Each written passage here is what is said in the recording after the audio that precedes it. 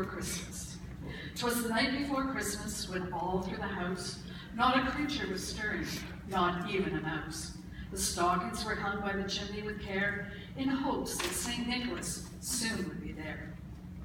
The children were nestled all snug in their beds, while visions of sugar plums danced in their heads. And Ma in her kerchief, and I in my cap, had just settled down for a long winter's nap, when out on the lawn there arose such a clatter, I sprang from my bed to see what was the matter. Away to the window I flew like a flash, tore open the shutters and threw up the sash. The moon on the breast of the new fallen snow gave the luster of midday to objects below. When what to my wondering eyes should appear but a miniature sleigh and 8 tiny reindeer, with a little old driver so lively and quick, I knew in a moment it must be St. Nick. More rapid than eagles his coursers they came, and he whistled and shouted and called them by name. Now Dasher, now Dancer, now Prancer and Vixen, on Comet, on Cupid, on Donner and Blitzen, to the top of the porch, to the top of the wall. Now dash away, dash away, dash away all.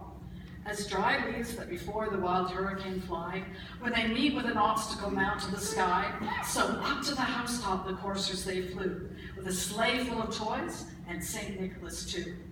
And then, in a twinkling, I heard on the roof the prancing and pawing of each little hoof. As I drew in my head and was turning around, down the chimney St. Nicholas came with a bound. He was dressed all in fur from his head to his foot, and his clothes were all tarnished with ashes and soot.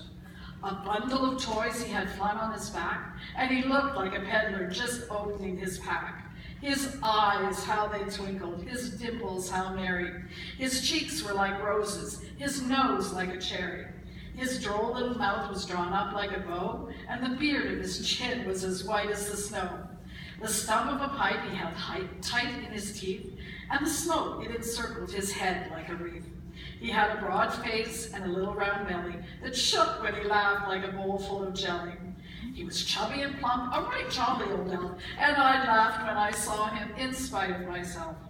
A wink of his eye and a twist of his head soon gave me to know I had nothing to dread. He spoke not a word, but went straight to his work.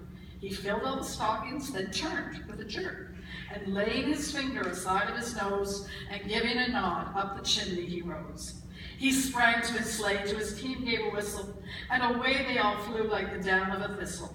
But I heard him explain, ere he drove out of sight, Merry Christmas to all, and to all a good night.